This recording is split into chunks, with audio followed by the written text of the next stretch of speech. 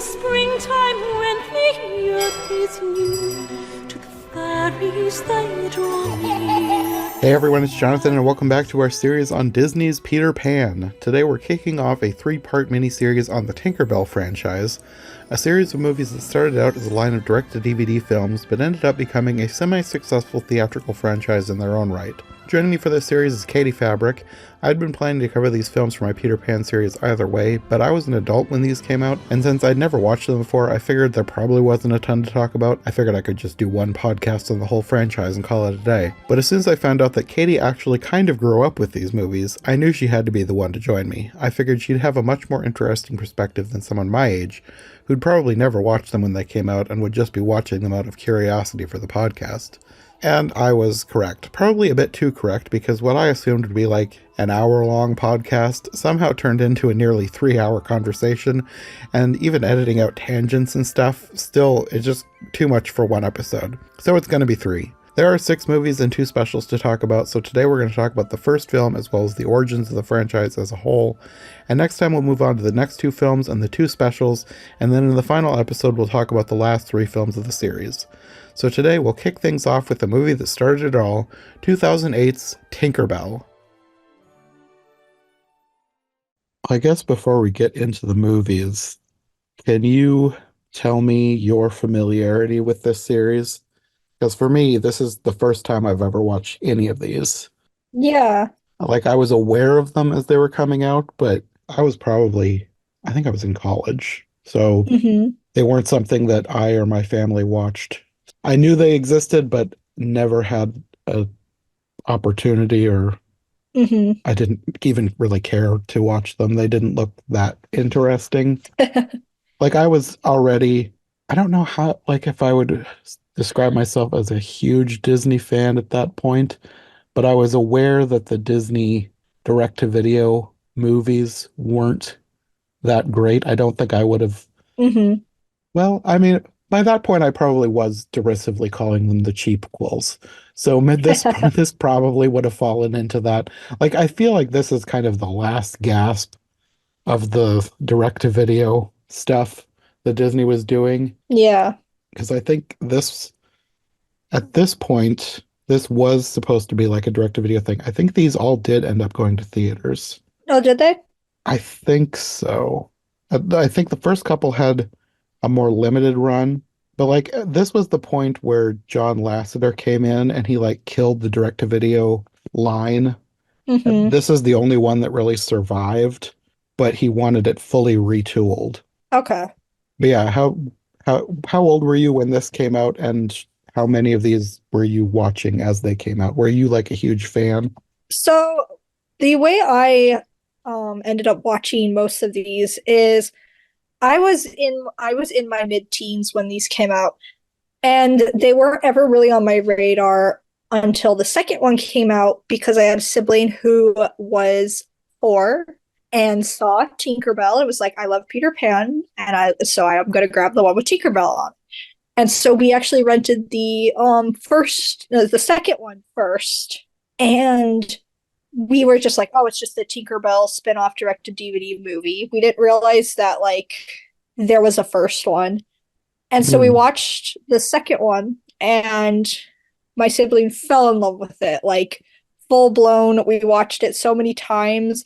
Eventually with like Netflix, we watched it so many times. We found out about the first one. We watched that one. I had seen every single one.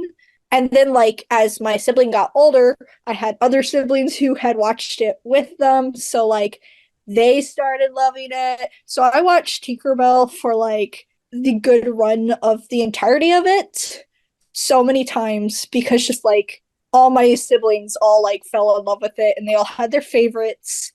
And so we would watch more than others. And then I had seen everyone more than once, probably more than like 4 times before, except the last one, because at that point, all of my siblings had gotten too old or just weren't interested in that anymore. And they all collectively agreed that the last one was the worst one. So I never got to see that one. Really? I thought they kept getting better as the series went on.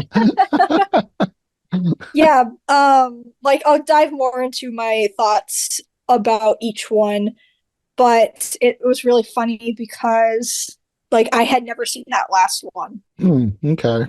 because they watched that one without me, and then everyone was like, we don't like that one. I think it's just because it didn't have like the characters they liked Mm, the most in it.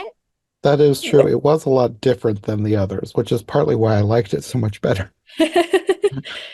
Like there are a lot of fan favorite characters in my family growing up, and like we do regularly quote a lot of lines from the ones that we watch. Like I'm rewatching it and I'm like, "Oh my gosh, I forgot this was a quote from a Tinkerbell movie." Like because it just became part of our vocabulary at this point, and none of us remembered where it was from. Oh, Just like and like I watched a few of my the first sibling of mine that got into it with them, and they're just like, "Oh no, like just we could perfectly quote a line exactly on time to when it was going to happen." We were like, "Okay," and then three, two, one, snail goes, "Ah!" we're like, we're just like we could perfectly quote very specific scenes, and it was like funny because we're like, "Oh yeah, here comes the snail." The snail's in it for like 2 seconds, but we're like, I remember that that was somebody like the person just loved seeing the snail and thought it was the most funniest thing in the entire movie. So like we all remember the snail, even though the snail had nothing to do with it. So it's really funny watching that and like knowing exactly how a specific thing is going to happen, even though I haven't watched these movies in a very long time. And I guess they're nostalgic to me, not because I actively sought them out. I thought they were fine, but because I had so many siblings who all went through the steps of loving them. I think my review of all the Tinkerbell movies, or they're all like harmless fun uh-huh. that it's not a chore to sit through most of the time.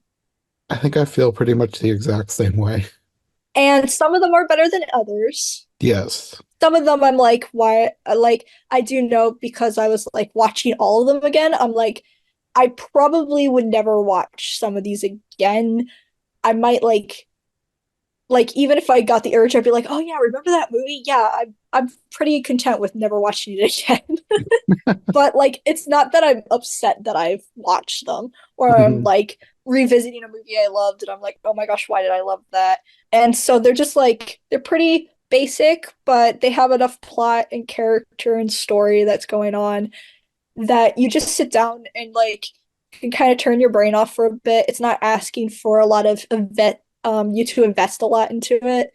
So Hmm. you can just kind of like it can be a bit of a relief. And I think that's something I miss from direct to DVD films.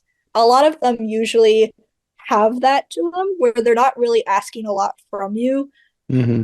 So like you can be like, "Oh my gosh, I love, like Del Toro's Pinocchio, but that movie makes me so sad that I can't watch it all the time." Hmm.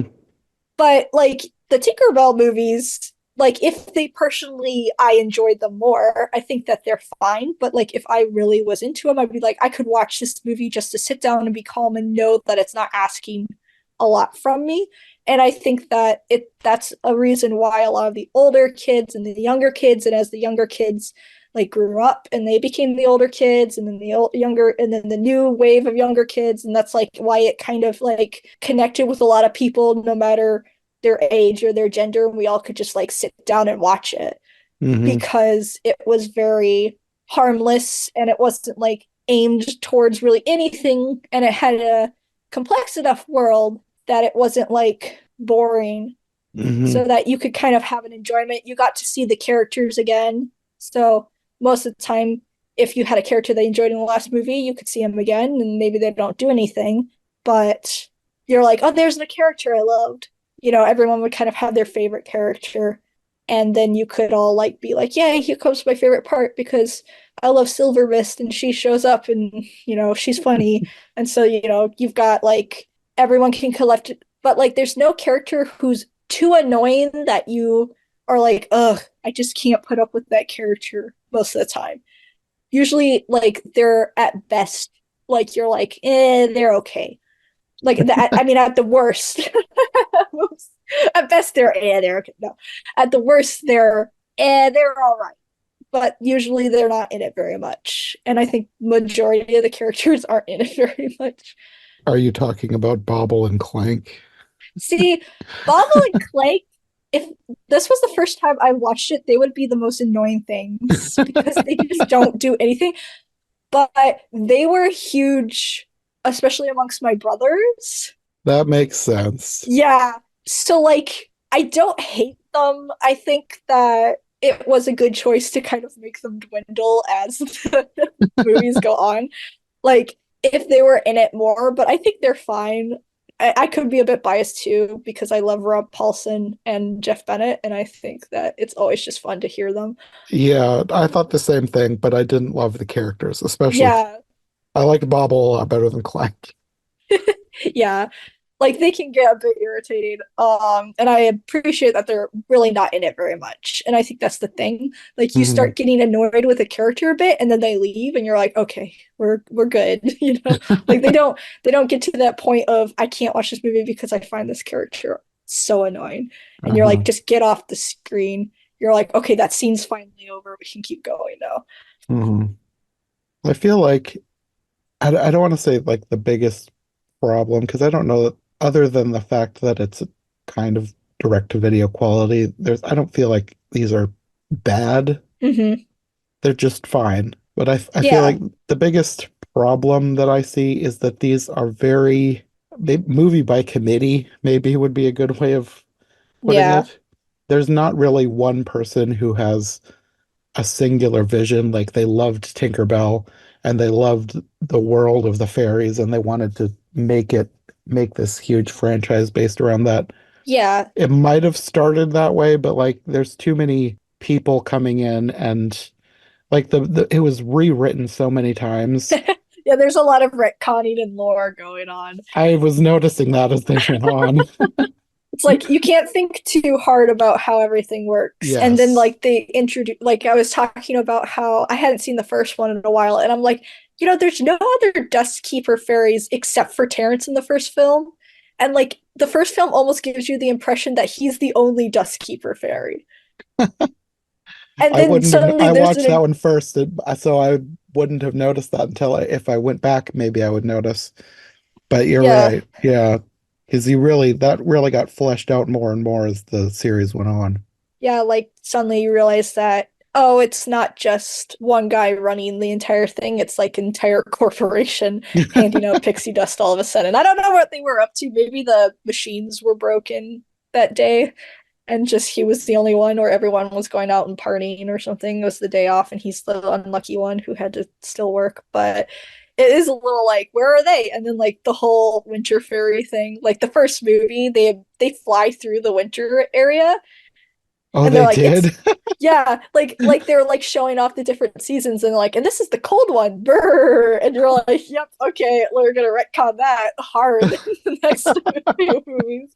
It would be like I'm not going to go back and rewatch these, but it would be interesting to go back having now seen the whole series because like the first half of these I watched a few weeks ago. I thought I was going to get through them all while I was sick, and then I had too many other things going on, and I Hmm. only finished the last bunch yesterday and today. So it would be interesting to go back and watch the ones that I watched a few weeks ago, having just watched the ones where I would assume the majority of the retconning is taking place. Yeah. As I kept seeing things, I was like, wait a minute, didn't they say this in this other film and now they're doing this?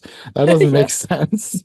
Yeah, like I think the retcons really just like really pick up in the third because like it's like they have this summer camp and it's like That was the first thing that I noticed because I watched that one a few weeks ago too, and I watched it mhm. right after having watched the others.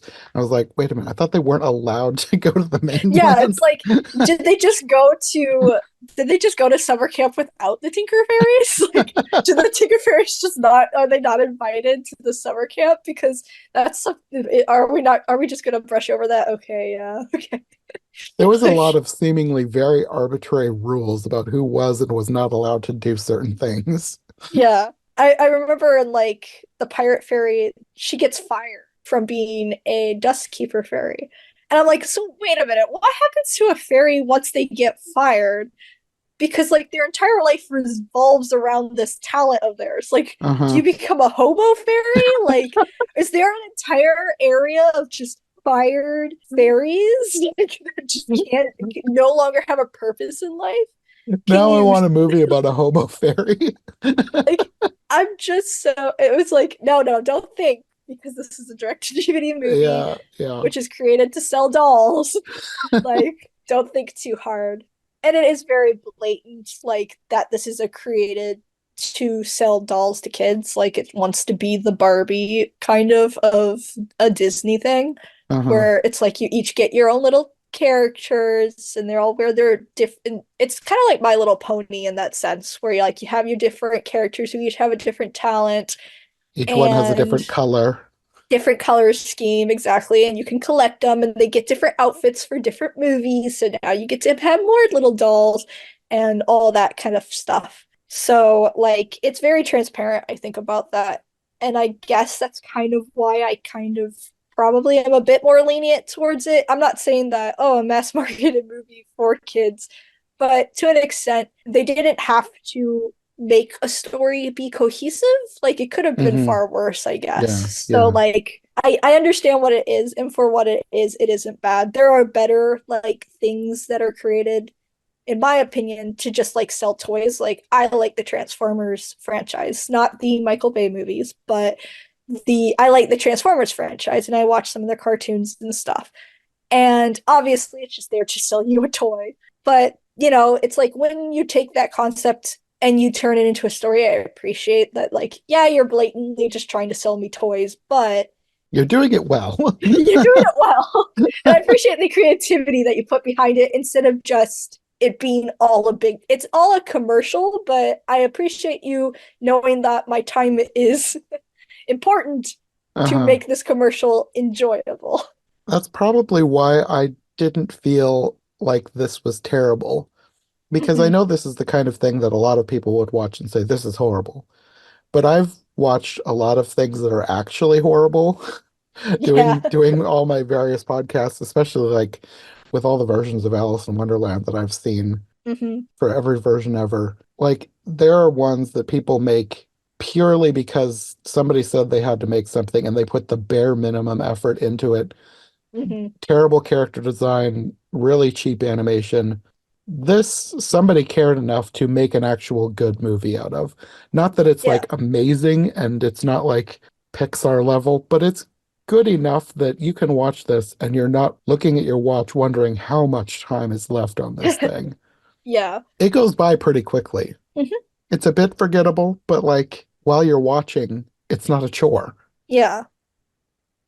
I guess we can go through some of the cast because I found the cast a bit interesting, especially for Mm-hmm. the main fairies and especially for the first movie. There was some recasts that happened Yeah. like as the series went on, some people left. But to start out with, you have Mae Whitman as Tinkerbell. Had you seen Mae Whitman in anything else? Um, I think she's in The Last Airbender. Okay. I think she's been in a couple cartoons, like voice work that I've watched. Hmm. So, but like I'm not like hugely familiar with her. The thing that I was most familiar with her was she was in a show called Good Girls. Uh-huh. Had I ever talked about, I know I talked about that with somebody.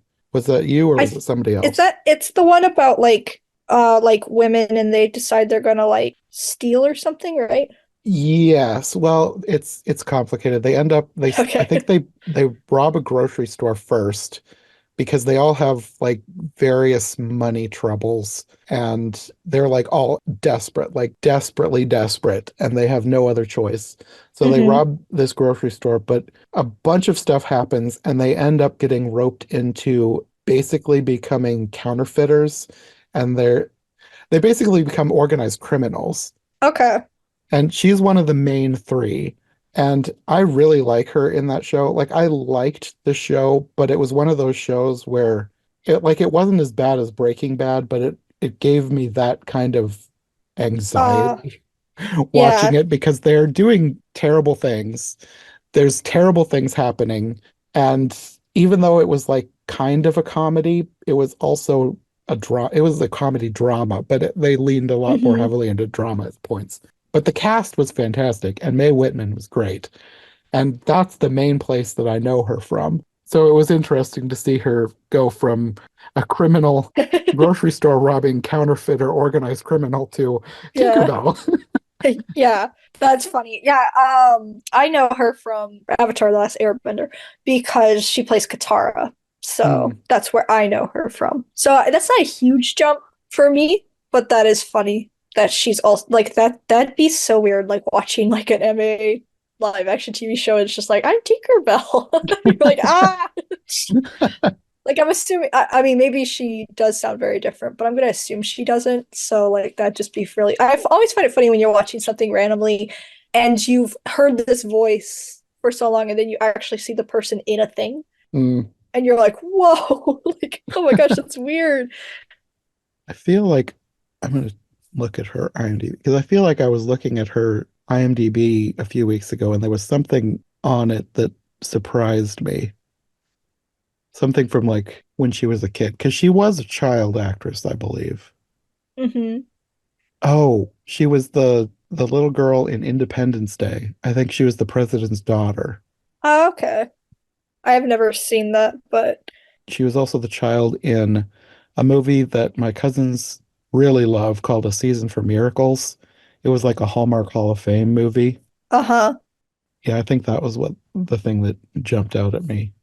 It's weird to find out that somebody you're watching now was somebody you knew way back when in a movie when they were a little kid. Yeah. Oh, definitely. Well, other than Mae Whitman, another person who lasted through the whole series was Raven Yeah. as Iridessa. I don't know if they like there was a lot of Disney synergy going on here, so I don't know if she was given this role because she was That's So Raven, but I like that she's in it. I really like Raven. So anything that she's in, it's always puts it up another notch in my book because I just like her as a Hmm. person. Yeah, she's fun. I love her voice. Yeah. She never has a huge role in any of these, but it's nice that she's there. Yeah. And then Lucy Liu as Silver Mist. Hmm. I think she would, those three are the three that last through the whole series. There's other like side characters that do as well, but those three are the three main ones.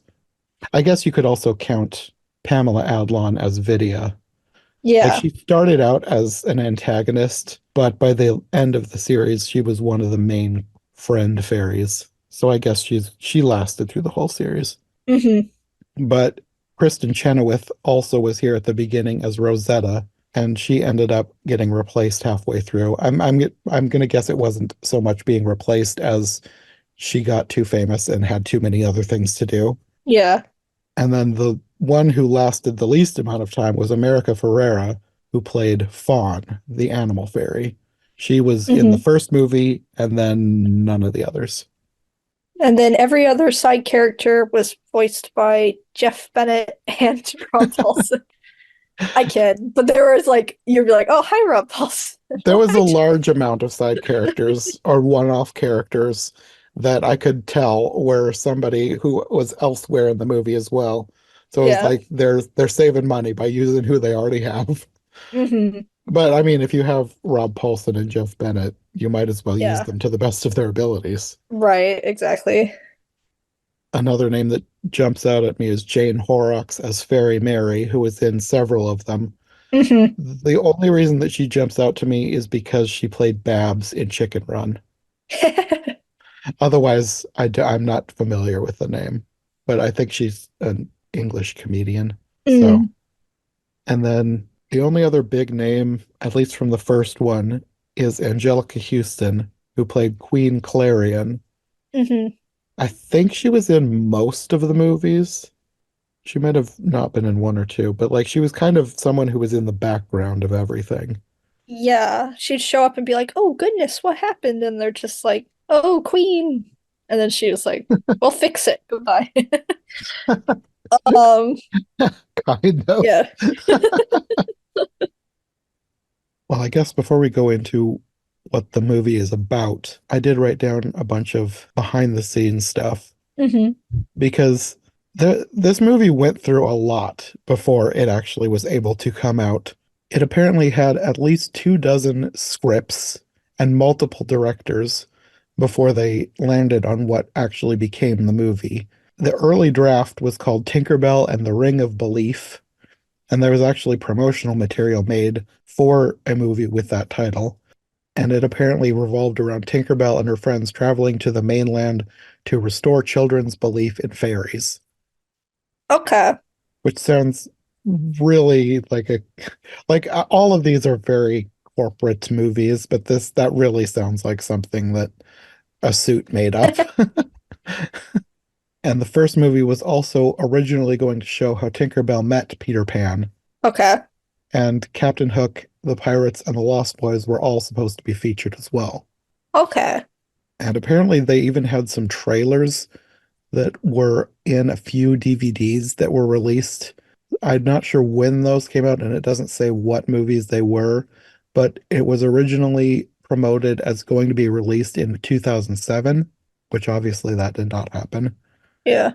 And then a bunch of things happened. Apparently, 90% of the film was completely scrapped, and it was delayed to 2008 with an entirely new storyline. Huh. According to a June 2007 article in Variety, Sharon Morrill, the head of Disney Toon's direct-to-DVD division since 1994, was removed from her position due to problems with this film, including a budget that had expanded to almost $50 million Wow. for a direct-to-video movie. And this is the point when John Lasseter and Ed Catmull were given leadership of Walt Disney Feature Animation Mm. after Disney purchased Pixar. And even though Disney Toons was not under their management, they apparently got really involved in the movies. I think that's about the time where they basically scrapped all of the ones that were in development except for this. Because I Yeah. remember back in the day, I don't remember what it was, but I know I watched a movie, and before the movie, there was a preview for Dumbo 2. Okay. So something, I'm sure that was one of the ones that he scrapped because at some point there was going to be a Dumbo 2 and then it was canceled, which is probably for the best. Yeah. We It's did like, oh not need a no. Dumbo 2. Oh no. Too bad. Oh well. Apparently, at the time, Lasseter said that the Tinkerbell movie was virtually unwatchable and it would have Mm. hurt both Walt Disney Feature Animation and Disney Consumer Products line. So Morrill was moved to special projects, and the status of the movie was in doubt. And Disney Observer Jim Hill reported at the time that complications surrounding the film had resulted in the decision that Disney would no longer produce straight-to-DVD sequels to its feature films, which also led to later sequels to Tinkerbell seeing a theatrical release. I think they were more limited than what you would get with a normal movie, but they did end up in theaters, Okay. which I don't think that they ended up in theaters around me. I feel like it was too limited to get to Yeah. my small town because I don't remember these being theatrical. I, I remember thinking of them as direct to DVD movies. Yeah, because like the first time I started watching them was first I rented them from the library and then Netflix came along. So like Hmm.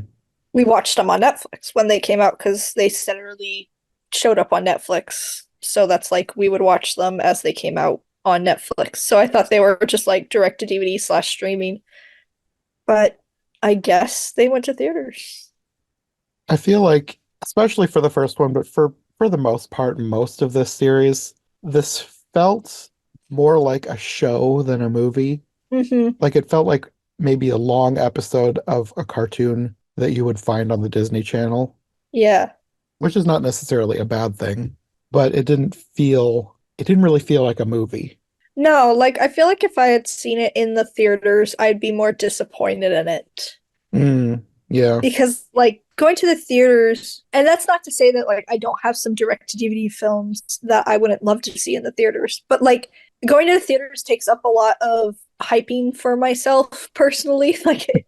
Like I'm like, all right, I'm gonna go out, I'm gonna sit in the dark with a bunch of strangers. It's gonna be fun. It's gonna be a really loud movie. I can do this because I just really want to watch because like watching the movie for me has to be worth it to go into the theaters. And so like if I had gone in there and I walked out and I had just watched like Tinkerbell, I would have been like, yeah, that was not worth me having to like hype myself up. And I'd be like, I couldn't hype myself up to go to the theaters to see Tinkerbell. Hmm. Well, the first movie is basically an origin story for Tinkerbell, which I guess makes sense, but I feel like, and this is the thing with the entire series, it does not feel like the same character from Peter Pan.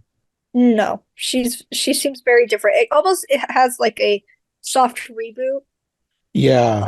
vibe to it. It feels like it's in the same world, but it is not it's a different take on that world. Hmm. I did read that they were eventually planning on having her meet Peter Pan. Mm, Like, I think it would have been movie 8 because the series was canceled after the sixth movie. yeah. But I still wonder how that would have worked. And would they have said that this is canon to the Peter Pan films? Because this character is so, so different than the Tinkerbell and Peter Pan. Because the Tinkerbell and Peter Pan, like, I'm not going to say she's evil, but she can be nasty. Oh yeah, She's no. not a nice person. No, she really leans into that original idea of fairies being little like annoyances. Yeah. Like they're little tricky annoyances. Uh-huh. And this one, she's just sweet and kind and curious and inventive and a completely different character. No, definitely. She's way more like protagonist and like, she'll listen to people most of the time and stuff. I think like with the second one they try to lean more into her like getting all red in the face and stuff, but like that quickly fades away Hmm. from like her anger controls her and it's like but like in the second movie she learns to deal with that so like it never becomes an issue again because they live in an ideal world where if you have a problem once and you find the solution, it never becomes a problem again. Well, I think the way they start this out, it's been so long since I've read Peter Pan, but I feel like there's a passage that talks about fairies being born, like when a newborn baby laughs for the first time, Yeah, its laugh breaks into 1,000 pieces and each piece becomes a fairy, something yeah, like that. yeah, along those lines. Yeah, So they're kind of going with that, except in this version, when the baby laughs, the laugh becomes a fairy. It's not like the laugh breaks up and becomes 1,000 fairies or whatever. It's yeah, just each baby's laugh is a fairy, which yeah, they retcon in a later movie, but we'll get to that. But they have her being born and flying from the real world to Neverland. Then she has like a ceremony that is basically the fairy version of the Harry Potter sorting hat ceremony. They have all of these things that like she has to choose one or it chooses her or something like a hammer glows for her. So that means that she's a Tinker Fairy, yeah. which that is canon to the novel too. It in the book, that's what she's described as, a Tinker Fairy. So everything that she does, as far as like the inventive stuff, it technically does come from the book, even though her as a character is very different. That idea of her being a Tinker Fairy does come from the book. Hmm. In the book, one of the things that I wrote down was she was described as one of the fairies who mended pots and kettles. That also begs the question. So she's named Tinkerbell because she's a Tinker Fairy, but why aren't all the other fairies named after their professions? Now, why isn't it Tinker Bobble and Yeah. Tinkler Clank? Come on. I mean, I guess like because like then it'd be fast flying Vidya, which is ridiculous. I also have questions about like why fast flying? Why is that a specific Yeah, it's profession? like my favorite like everyone feels almost kind of like elements, you've got like nature, you've got water, you've got light, and then you've got animal fairy, which is kind of in the similar vein. Tinkers pushing it and then just fast it's like it's fast flying. And you're like, you didn't want to call like wind fairies? Like That because they that can control the that wind. really confused me because I assumed because she controls the wind, I assumed that fast flying was just what they called weather fairies. But then in a later thing, you've got storm fairies, and I was like, what? Yeah. So why is that different than from what Vidya is? Like what does Vidya contribute besides flying fast? Exactly. There was so many times where I had to stop myself and I was like, you are way overthinking this. Yeah, But also it's that's the like you point of think this. It's like you're thinking about this world they've created too much, yet it has enough lore that it causes you to think about it Yes, too much. exactly. It's not like I'm overthinking a simple thing that you didn't need to think about that. Like if you think about like Pokemon and you're like, well, how does this thing work? And it's like, well, it's a Pokemon world. You don't have to think too much about that. Like all Pokemon come from eggs. That's just a rule. And you're like, but some of them are mammal like, and you're like, don't worry about it. Just all Pokemon from eggs. That's just you overthinking it a bit because they are fictional animal creatures. But then, like, in this, they're like, well, this is how this thing works. And you're like, but wait, that's not exactly how it works exactly. And you're like, but I'm thinking too much. It's a balance of too much lore, but not enough lore. Yeah. Especially as the series went on and lore started to seem to contradict itself. Yeah. One of the first big questions I had was after she's become a Tinker Fairy and she's like getting into things, she finds out that she's not allowed to go to the mainland. So she decides to try and change what kind of fairy she is into another kind of fairy so that she can go to the mainland. Mm-hmm. But like, why? Why is she not allowed to go to the mainland? Yeah, like why can't she just come with them? Yeah. It was like this hard and fast rule, like you can't break this rule. Tinker fairies are not allowed to go to the mainland. But why? And I think somebody realized that that was a dumb rule because that was quickly retconned before the end of the movie, really, because by the end of the movie, she does go to the mainland. But like, why did they let her if this was a rule that you're not allowed to? Yeah, it's not like they were like, no, we only can have like maybe Tinker Fairies just don't blend into scenery as well or something. So like it's like you could jeopardize the discovery of fairies. No, it's just Tinker Fairies don't do anything when they go to the mainland, so they can't go. You're not worth it. You're not worth the pixie dust to get there. That was another thing. Why is pixie dust a limited resource? It's so funny because in the first movie it just kind of feels like it's a magical thing, and then just like immediately in the second movie it's like, no, we have to ration it. You already got your quarter of the pixie dust for the day. It's kind of felt more like, oh, the pixies, like the fairies have to go and like brush up and get a little bit more pixie dust every so often. That like it was like it didn't require a lot of thought. They just went and they like got like a touch up of pixie dust, and they would just go up there, they get it poured on their head, and then now. But then like immediately they're just like, no, we have this organized system of how you're supposed to get your pixie dust and when you get it, what day, how much you have to get depending on what you do. We have to sneak out pixie dust. Like it's like what happened?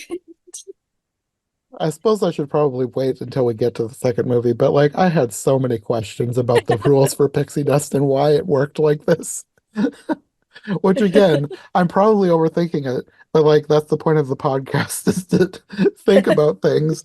And a lot of people are going to watch this and they really will overthink it because like most worlds like this have some sort of lore that someone has come Yeah. up with. But with the Tinkerbell movies, it feels like they just made it up as they went. Yeah, it's very straight ahead lore is what I call it. Like they don't have set rules planned out they have such a vast world that they don't really have a lot of plans going on, and they're like, well, that wasn't actually really a rule. Like it wasn't that big of a deal, so we could probably just kind of like scoot around it and like create new lore that contradicts it because we had this idea for a story about trying to meet a winter fairy when it's not allowed. Like, and they're like, we never really brought up the winter fairy, so it's basically fine. And it's like, it's very like we came up with an idea as we go along, as opposed to we have a world that has all these rules that we have to follow those rules, Hmm. and we can't break them, but we can create stories within that world. It's more of a world that shifts and adapts as they come up with a new idea for a story and a new conflict. Yeah. Yeah, it felt like the lore changed with the movie. Like every time they got a new movie, the lore had to adapt to the story that they were trying to tell. I think the biggest issue with that kind of storytelling, especially when you have this society that runs on these rules that supposedly have been going around for thousands and thousands of years, and yet a lot of these things are taught like they're completely new and no one's ever heard about it before. It's like, I, oh fe- yeah, this is the new thing. I feel like we should probably get into that in a later movie, but it almost feels like there were two different fairy societies, and the one that they're in now is recent. I'm not like again, I'm probably overthinking it, but different things that they said made me think that the way things work now is very recent to the fairy people. Yeah. I don't know. And that's probably something that they didn't even think about when they were writing certain lines that made me think that. But I, again, I'm probably overthinking it, but they should have overthought it before they wrote it. Yeah, we are overthinking it, but also this is probably stuff that for future writers out there, this is probably stuff that you should be conscious of Yeah. and think about as you write your story, that there are rules to a fictional fantasy world that if your audience will notice if you have your main characters fly to the winter world in the first movie and then you make a whole movie where you're not allowed to ever even think about touching the winter world. This is why a lot of people, when they start a series like this, they will come up with a series Bible. They Mm-hmm. will write all of their rules in advance for how things work, and then they will go off of that for not just the first movie, but thinking and planning ahead. But Yeah. with this, I I can just pretty much guarantee that they did not have a series Bible for this series. Yeah, I think it definitely does feel like the very first movie was not planned. It was like maybe it will go out into a series, but like the initial thought process wasn't to turn this into a large thing. It was a bit more of a whilst it was like it can bloom into a series, it wasn't thinking too much about how other movies would be able to operate within the world. It was thinking more about how the world operates in this one specific movie. It probably was a case of they were planning one movie to be one Mm-hmm. of their direct-to-video things. And I think it probably was more successful than they were expecting Mm-hmm. because even though, like I said, the budget had ballooned to like $50 million, they did have a brief theatrical release, Mm-hmm. which ended with almost $10 million, according to Wikipedia. And like, I don't know how accurate all of the numbers are, but according to Wikipedia, it was almost $10 million from Mm-hmm. just the theatrical release. And then DVD sales were over $50 million, and it Mm-hmm. sold 22% higher than it was estimated to. Yeah. So it did better than they thought it was going to, which probably meant that's why they greenlit the sequel. Yeah. But yeah, the rest of the plot of the first movie was pretty simple, with her trying to change her what kind of fairy she is, and eventually she gets tricked by Vidya and accidentally causes some kind of apocalyptic disaster with something called sprinting thistles, which are these plants that run around. Yeah. And because she's a Tinker Fairy, she invents ways to fix the mistakes that she's made. She accidentally, like, somehow destroyed spring with these sprinting thistles, but because she invented all these different things to fix her mistakes, she finally is able to accept that she's a Tinker Fairy. And then through all this, for some reason, now she's allowed to go to the mainland. I don't know why. I don't, maybe they said, but I don't remember why they allowed her to go to the mainland. Yeah. So like the whole reason I think is why they decided to let Tinker Fairies go is because they're like, well, we have all this stuff that gets washed up on shore that comes from the mainland that probably means something to someone. So I think their whole idea was that like whenever you like lose something and then you suddenly find it, that's what Tinker Fairies are doing, even though that doesn't have a whole lot to do with tinkering as a concept. Like the idea is they put it back together and give you your lost toy back. Well, she But did have that music box thing that she yeah, eventually leaves for apparently Wendy from Peter Pan. yeah. So I guess Wendy must have lost the music box, and that's why she brought it to her. Yeah. I guess that makes about as much sense as a lot of things in the movie. Yeah, I think they were leaning into that was kind of like that's what Tinker Fairies now do. So, like it's like so whenever you lose a toy and you find it again, it's the Tinker Fairies who left it at your door or whatever. Um, and so like in the first movie, Standalone, you're like, oh, okay, so that's what Tinker Fairies do. They find lost things, they put them back together. But then like that's never brought up again. Like hmm fixing things for people and all that. Never again. The only thing they do with lost things, as they're called, is they just use them in their contraptions so that they can justify why they have gigantic buttons. They use them in their contraptions. I mean, that's not wrong. That is what they do with them. One thing I did forget to mention, the music for the movie. It starts out with a narrator, but the narrator is also the songwriter and performer for, I'm not sure if you would call it the theme song. It's To the Fairies They Mhm. Draw Near. It's sort of a theme song, but they also have Fly to Your Heart by Selena Gomez for more Yeah. Disney synergy, which Hmm. they continue to do with the rest of the series. But Yeah. Lorena McKennitt is the narrator and performer of To the Fairies They Draw Near. And Joel McNeely is the main composer, but also he has a violin soloist, Mayreed Nesbitt, who I know from my family listened to a lot of Celtic music, Uh-huh. specifically Celtic Woman, a group of female singers, but also at times Mayreed Nesbitt. She was one of the main featured artists with Celtic Woman with her violin. So I was pleasantly surprised to find that she had a big part in not just the first movie, she's also in the second movie. And then I guess they decided to not go with the Celtic sound, which I think they Yeah. should have had more. But I liked that she was in this. That's cool. She doesn't do a whole lot of movies, so it's fun to find her in this. That's neat.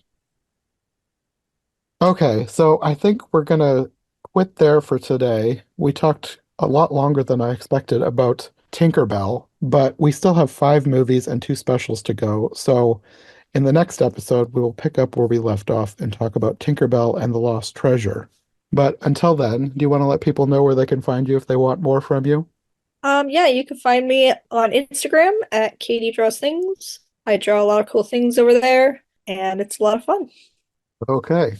Well, we will see you next time for Tinkerbell and the Lost Treasure.